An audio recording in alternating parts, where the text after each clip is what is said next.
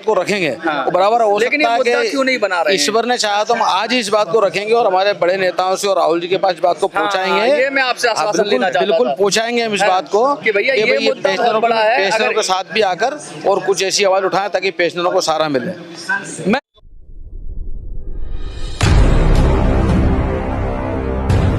अगस्त का महीना क्रांति का महीना कहलाता है। अगस्त क्रांति की बहुत बात होती है और लोग कहते हैं कि अगर 1942 में भी कोई क्रांति हुई थी तो वो अगस्त महीने में ही हुई थी। अगस्त महीने में ही हमें आज़ादी मिली। आने वाला जो समय है वो क्या इस आज़ादी को बरकरार रख पाएंगे, क्योंकि बहुत सारे परिवर्तन देखने को मिल रहे हैं। इस जंतर मंतर इस चीज़ का गवाह है कि कैसे इस जंतर मंतर पर खड़े होकर बुजुर्ग तड़प रहे थे, कैसे इस जंतर मंतर पर खड़े होकर युवा तड़प रहे थे और कैसे इस जंतर मंतर से आवाज़ निकली और फिर वो आवाज़ सत्ता ने सुनी। वो युवाओं की आवाज़ थी, लेकिन बुजुर्ग भी उस जंतर मंतर पर वही आह्वान कर रहे हैं। लगातार अभी 5 तारीख को भी आपने देखा प्रोटेस्ट हुआ और पिछले 10-12 सालों से लगातार प्रोटेस्ट कर रही हैं। आज मध्य प्रदेश से कुछ ऐसे लोग आए हैं जो एक ऐसे संगठन से जुड़े हुए हैं जो कहते हैं आज़ादी के टाइम से काम कर रहा है और कई बार परिवर्तन हुआ, लेकिन ये समाज के विकास के लिए, सुधार के लिए काम करते ही रहे। मैं बात कर रहा हूँ सेवा दल की और उसी से जुड़े हुए लोग आज हमारे साथ हैं, मध्य प्रदेश से आए हुए हैं। मैं इन्हीं से बात करूंगा और बाद में फिर हम घूम के जो हमारा मुद्दा है हम इनसे बात करेंगे EPS 95 पेंशनर्स के बारे में। लेकिन अभी हम इनसे बात करते हैं कि आखिर इनका दिल्ली में आगमन क्यों हुआ, कैसे हुए और इनकी क्या सोच है, ये कहाँ से आए हैं। सर क्या नाम है आपका, कौन सा संगठन है और कहाँ से आए हैं? गजेंद्र यादव मेरा नाम है। मैं नीमच का MP के नीमच का जिला अध्यक्ष हूँ कांग्रेस सेवा दल का। और हम इसीलिए यहाँ जंतर मंतर पर आए कि छात्रों के साथ भी बहुत बदसलूकी हुई थी और अगस्त का महीना ऐसा है कि इसमें बहुत से कार्यक्रम ऐसे हुए और 9 अगस्त को अंग्रेजों भारत छोड़ो आंदोलन भी लागू हुआ था। 8 अगस्त को गांधी जी को गिरफ्तार कर लिया था। तो सेवा दल तो बहुत पुराना 1923 से मतलब चला हुआ आ रहा है और हमेशा यही ध्यान रखता है। अभी इस महीने में जब से सरकार बनी है 2014 से लेके अभी तक मतलब ऐसा कोई काम हुआ नहीं है कि जो छात्रों के पक्ष में, किसानों के पक्ष में, बुजुर्गों के पक्ष में, पेंशनरों के पक्ष में हो। ऐसा सरकार ने अभी तक कोई काम नहीं किया और अभी छात्रों पे बहुत अत्याचार हुए हैं। पेपर भी मांगने में छात्रों ने अपनी मांग रखी, दोनों बहुत अत्याचार हुए हैं। ऐसा अत्याचार अभी तक जब से देश आज़ाद हुआ ऐसा कभी भी नहीं हुआ जो अभी BJP सरकार में हो रहा है। तो हम इसीलिए आएंगे वहाँ जाके माहौल देखें और थोड़ा सा हमारा विचार भी रखें, जिससे हो सकता है कि सरकार कुछ अपना मन पिघले और सरकार कुछ अच्छा काम करे।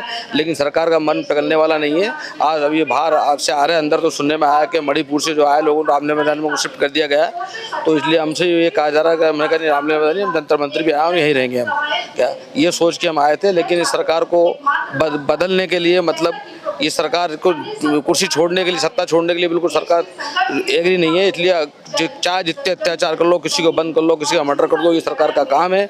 और EVM मशीन को बार बार मतलब उसको लॉन्च करके और EVM मशीन से अपनी सरकार को गिरने नहीं दे रही है। और अगर कोई बोलता है सत्ता के विरोध में तो तुरंत उठा के उसको अंदर कर देते हैं और उसको अपनी बात कहलवाना चाहते हैं। लेकिन अब इस बार जनता समझ चुकी है और जनता ऐसा बिल्कुल अब नहीं करेगी, क्योंकि जनता इनकी बातों में आने वाली नहीं है। जनता और छात्रों के साथ जनता है और हम भी मतलब छात्रों के साथ हैं और अत्याचार जो भी करेगा उसके विरोध में हम खड़े रहेंगे। यही हमारा उद्देश्य है। आप बात कर रहे हैं कि जो मणिपुर का प्रोटेस्ट था जंतर मंतर पे, उसको शिफ्ट कर दिया गया रामलीला मैदान में। ये खबर आपको कहाँ से मिली? ये अभी हम आ रहे थे, गेट में प्रवेश कर रहे हैं तो 3 स्टार थे। उन्होंने बताया कि अगर आप मणिपुर से आए हो तो रामलीला मैदान में चले गए हैं, वहाँ शिफ्ट कर दिया उनको, आप वहाँ जाइए। तो हमने कहा मणिपुर से नहीं आए, यहीं पे आए और सेवा दल के लोग हैं और हम ये जंतर मंतर अगस्त क्रांति के लिए। हाँ, तो हम यहाँ आए अगस्त क्रांति के लिए और हम यहीं रहेंगे।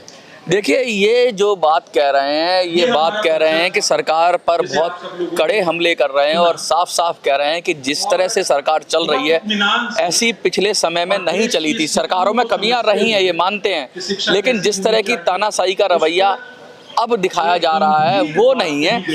ये तानाशाही की बात सही मैं आपसे एक सवाल करना चाहता हूँ। EPS 95 के पेंशनर्स आपके साथ भी खड़े हो, थोड़ा सा पास में आ जाइए। मैं आपके पास आता हूँ, फिर मैं आपके पास आता हूँ। क्या नाम है आपका? इलियास कुरैशी। कुरैशी साहब, आप तो पेंशनर हैं, कितनी पेंशन मिलती है आपको? बहुत नहीं के बराबर कहते हुए शर्म आती है। फिर भी बता दीजिए। नहीं इधर की तरफ। अब क्या है कि इस उम्र के अंदर आके दवा के गुजारा भी बहुत मुश्किल से फिर हो भी पाता है। कितना मिलता है? 500, 700, 1000, 2000, 5000 कितना मिलता हाँ है? मतलब 3000 3000 मिलता है। 3000 के अंदर क्या गुजारा चल नहीं चल चलता सकता ना है किसी साहब, आदमी? नहीं। अच्छा, कितने से रिटायर हुए थे आप? कितना अमाउंट से? हम तो 70,000 के करीब। 70,000 से। जो आदमी 70,000 पे अपना जीवन चला रहा था, सडनली वो 3000 पे आ जाए, तो ये तो एक तरह का मजाक सा ही लगता है।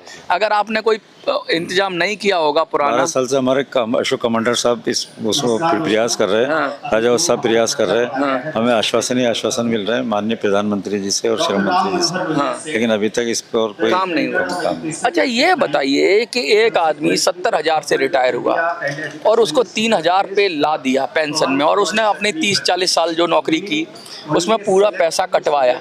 ऐसा नहीं सरकार उसे खैरात दे रही है। 3000 तो बिगर कुछ कंट्रीब्यूशन दिए हुए दिल्ली में 2500 मिल जाती है पेंशन। तो इनके साथ अन्याय हो रहा है, नहीं हो रहा है? पेंशनरों के साथ तो बहुत ज़्यादा अन्याय हो रहा है, क्योंकि उनका पैसा कटता है, वो जमा होता है, उसकी ब्याज पूंजी इतनी होती है जितनी पेंशन दे रहे हैं। हाँ। पेंशन इतनी कम दे रहे हैं कि उनसे गुजारा इनका वास्तव में नहीं चल पाता है। अगर बच्चे काम करने वाले नहीं हो, कोई धंधा नहीं हो, तो ये भूखे मरे इस कतार पे आ जाते हैं। कई ऐसे पेंशनर हैं जो आज उनको देखो, अपन के पहले जब नौकरी थी अब ठाठ से रह रहे थे, अब पेंशन मिल नहीं रही उनको, तो वो क्या करें?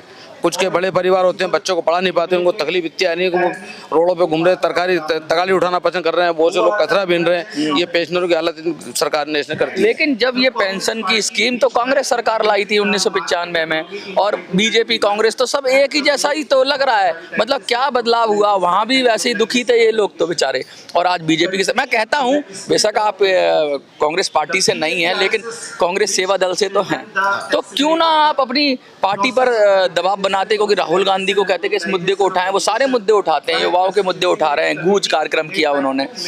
पेंशनर का मुद्दा, जो 80 लाख के करीब पेंशनर्स हैं EPS 95 के, 80 लाख पेंशनर्स वो हो गए, और 7 करोड़ कंट्रीब्यूटर है। तो राहुल गांधी के दिमाग में ये आइडिया क्यों नहीं डाला जा रहा है कि भाई ये बहुत बड़ा मुद्दा है पेंशन? उन्होंने पहले पेंशन की आवाज उठाई थी, लेकिन उस बात को पुरानी पेंशन की मैंने ज्यादा सुना है, EPS 95 के लिए तो कोई बड़ा उन्होंने प्रोग्राम नहीं किया। नहीं, पुरानी पेंशन जब पेंशनर की बात आई, उन्होंने यही मुद्दा भी रखने की बहुत कोशिश की उन्होंने, लेकिन उस बात को दबा दिया गया। और कांग्रेस हमेशा पेंशनरों के साथ रहती है और पेंशनरों का काम अब करती है। कोई ऐसा, मैं इस बात को नहीं मानूंगा, अब कोई ऐसा आदमी नहीं है जो राहुल गांधी की आवाज को दबा पाए। अब तो वो मुखर होके बोल रहे हैं। अभी अब मुकर होकर बोल रहे हैं। हाँ। अब जब शुरुआत में जब 2000 ये समझ लो 15-16 के आसपास जब बात हुई थी, उस समय उनकी बात को दबा दिया गया था और उनसे बोल दिया गया था कि तो पप्पू इस तरीके से उसकी आवाज को दबा दिया गया था।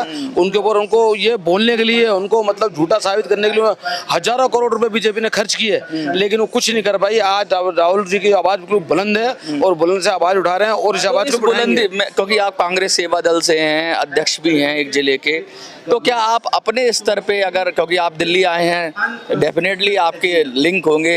मैं बीजेपी वालों से भी यही कहता हूँ, मैं कांग्रेस वालों से भी यही कहता हूँ, भैया अपने नेता को बोलो और उनको कहो कि इसको भी कोई ऐसा सम्मेलन करें, कोई प्रोग्राम करें। बिल्कुल कहेंगे, इस बात को रखेंगे। और राहुल जी हमारे बिल्कुल आगे आएंगे, बराबर आगे आएंगे, और पेंशनरों के साथ खड़े रह के और उस आवाज को बुलंदा से उठाएंगे।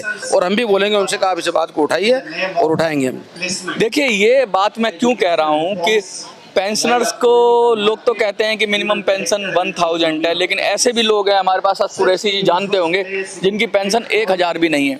और मैं लगातार इस बात को उठाता रहा हूँ कि भाई 1000 जब आप मिनिमम पेंशन कह रहे हो, तो फिर उसमें भी इफ और बट लगा के 30-40 लाख लोग उससे ही बाहर हैं। उनको कितनी मिलती है? 250, 300, 500। ये तो 3000 मिल रही है इनको, शायद अभी रिसेंटली रिटायर हुए हैं, 3-4 साल ही हुए हैं, 3-4 साल हुए, इसलिए 3000 मिल। हमारे अशोक कमांडर साहब की 4 सूत्री मांगे हैं, हाँ। 7,500 प्लस महंगाई प्लस मेडिकल, और कम से कम 5,000। अब तो 9000 कर दिया। खबर यहाँ पे आ रही थी कि 9000 मांगने लगे सारे हाँ, लेकिन 9000 पहले 7.5 तो दें, उसके बाद तो 9000 होगी। मतलब आपको क्या लगता है कितना होना चाहिए पेंशन? पेंशन इनकी कम से कम 50% तो होना चाहिए, ताकि इनका गुजारा चल सके। क्योंकि 60 साल सेवा करते हैं, 40-50 साल सेवा करने के बाद में पेंशन होती है इनको, तो इतना अमाउंट होना चाहिए। आजकल ऐसा माहौल आ गया, अभी हरियाणा में आपने एक किस्सा सुना था कि 3 बेटियां थीं और उसको हरियाणा में एक बुजुर्ग को बेचारे को अंतिम दर्शन तक के लिए नहीं आई और उसको ऐसे जैसे लावारिस की तरह उसका अंतिम दाह संस्कार हुआ। बेशक आश्रम के लोगों ने किया, तो जब बच्चे भी साथ नहीं दे रहे हैं तो बुढ़ापे की लाठी तो पेंशन ही है। बिल्कुल बिल्कुल, पेंशनर जो होती है ये उनके बुढ़ापे का सहारा ही है। हाँ। बच्चे आजकल वास्तव में कोई ध्यान देता नहीं है और बच्चों को इस बात की परवाह भी नहीं है कि हमारे बाप है या नहीं है। तबकि हिंदुस्तान एक ऐसा मुल्क है कि यहाँ बुजुर्गों की, माँ बापों की और बुजुर्गों की सेवा करना अपना धर्म मानते हैं। लेकिन बहुत बच्चे आउट निकल गए हैं और ये सरकार आने के बाद में तो बहुत ही ज़्यादा बच्चे आउट निकल गए। पहले तो युवाओं को हर तरीके से मतलब हर झूठ बोलना, ताकत से रोड़ना और युवाओं को साथ दे कि युवाओं को ऐसा कर लिया इन्होंने कि हर युवा की आवाज़ चेहरे पे देखो या मुंह से देखो या जबान से सुनो तो आवाज़ एक ही निकलती थी, बीजेपी। लेकिन बीजेपी ने युवाओं को इस्तेमाल किया है। अभी देखो राम मंदिर में बीजेपी को इस्तेमाल करके कितनी चोरी कर ली, इतना बड़ा चोरी का आरोप उन पर लगा है। जबकि राहुल जी ने बोल दिया था कि चौकीदार चोर है, उसके ऊपर पूरे देश में इन्होंने आतंक मचा दिया था। लेकिन अब राम मंदिर में खुद के ही लोगों ने, बीजेपी लोगों ने चोरी की है और सैकड़ों करोड़ रुपए इन्होंने वहाँ से चुराए हैं। लेकिन अभी तक उन पर कोई कार्रवाई नहीं हो, ना कार्रवाई करना चाह रहे हैं, बस एक दिखावटी कार्रवाई कर रहे पक्ष और विपक्ष से जब आप राजनीतिक बात करोगे, पक्ष और विपक्ष से बीजेपी वाले भी बहुत सारे कांग्रेस पे आरोप लगा देंगे। मेरा तो सीधा सा सवाल है कि भैया कांग्रेस के राज में भी पेंशनर दुखी था, EPS 95, बीजेपी के भी राज में दुखी है और बीजेपी के राज में भी संसद में बहुत लोगों ने बोला कि भाई पेंशनर बढ़नी चाहिए, यहाँ तक कि वित्त मंत्री भी कह देते हैं रखेंगे, हम इस बात को रखेंगे हाँ। बराबर हो लेकिन सकता है कि क्यों नहीं बना रहे हैं? ईश्वर ने चाहा तो हम आज ही इस बात को रखेंगे और हमारे बड़े नेताओं से और राहुल जी के पास इस बात को पहुंचाएंगे। ये मैं आपसे आश्वासन लेना चाहता था। बिल्कुल पहुंचाएंगे हम इस बात को कि भैया ये मुद्दा बहुत बड़ा है, पेंशनरों के साथ भी आकर और कुछ ऐसी आवाज उठाएं ताकि पेंशनरों को सहारा मिले। मैं बस यही कहना चाहता था कि जब तक देश के बड़े नेता, विपक्ष, अपोजिशन पार्टी सब युवाओं की बात कर रहे हैं, कह रहे हैं 30 करोड़ युवा हैं, तो 30 करोड़ के लगभग वृद्ध भी तो हैं इसमें। और हम बुजुर्गों को पहले अपने घर में सम्मान देते हैं, उनको पहली थाली उनको देते हैं, तो क्यों ना सरकार भी वही क्राइटेरिया अपनाए और बुजुर्गों को पहला हक उनको दे, क्योंकि उनका तो जीवन जो था वो निकल गया। अब उनका जो वर्तमान है वो वर्तमान बड़ा कष्ट में है।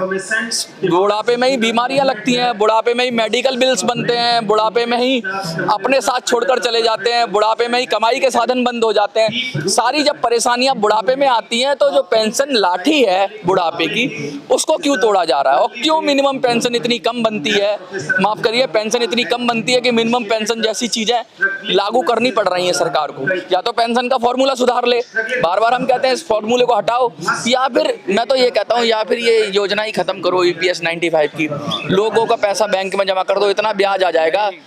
लोगों ने अंश अपना जमा करा रखा, उसी का ब्याज का पैसा दे दो बेचारों को तो पेंशन हो जाएगी। देखिए ये कह रहे हैं कि लोगों ने योगदान कर रखा है, अगर सरकार वो दे दे नहीं, बराबर हम इस बात को रखेंगे और मालिक ने चाहा तो आज इस बात को रखेंगे और बराबर राहुल जी इस मुद्दे को लेकर आगे आएंगे और इस पे कोई ऐसी रणनीति जरूर मिलेगी। अगर राहुल गांधी ने ये मुद्दा उठाया तो मैं कहता हूँ बिल्कुल आएंगे राहुल जी इस बात को और बड़ी जोर शोर से साथ लेके आएंगे और इस पे आज से विचार करना चालू करेंगे और इस बात को हम राहुल जी तक आज ही पहुंचाएंगे। ईश्वर ने चाहा तो आज वहां तक बात पहुंच जाएगी और इस बात को उठाएंगे। देखिए ये राहुल गांधी जी से मिलने जा रहे हैं और आज ये वादा करके भी जा रहे हैं कि भैया कि आने वाले समय में राहुल गांधी इस मुद्दे को बड़े जोर शोर से उठाएंगे जैसे युवाओं का उठा रहे हैं। और मुझे लगता है कि अगर एक बार राहुल गांधी ने पकड़ लिया ये मुद्दा तो फिर बीजेपी को करना ही पड़ेगा, क्योंकि बीजेपी की इस समय हालत पतली हो चुकी है। जिस तरीके से उस पर अटैक हो रहे हैं युवाओं के मुद्दे पर, अगर बुजुर्गों के मुद्दे पर भी घेरा जाएगा तो कम से कम विपक्ष का जो कंस्ट्रक्टिव रोल है वो सामने आएगा। सिर्फ किसी को गाली देने भर से, किसी बुराई कर देने भर से काम नहीं बनेगा। जनता से जुड़े हुए मुद्दों को प्राथमिकता देनी होगी। जैसे कि युवाओं का मुद्दा प्राथमिकता में दिया कांग्रेस ने, ऐसे ही अगर बुजुर्गों का मुद्दा भी प्राथमिकता में देंगे, जो ये कह रहे हैं कि मीटिंग में आज रखेंगे बात, तो जरूर उनको भी सफलता मिलेगी। क्योंकि इस देश की जनता की आवाज़ जो उठाएगा, इस देश के बुजुर्गों की आवाज़ जो उठाएगा, इस देश के युवाओं की आवाज़ जो उठाएगा, जो बनेगा, वही इस देश पर राज करेगा। आपको क्या लगता है कमेंट में लिखिए। देखते रहिए मिनी संसद। धन्यवाद।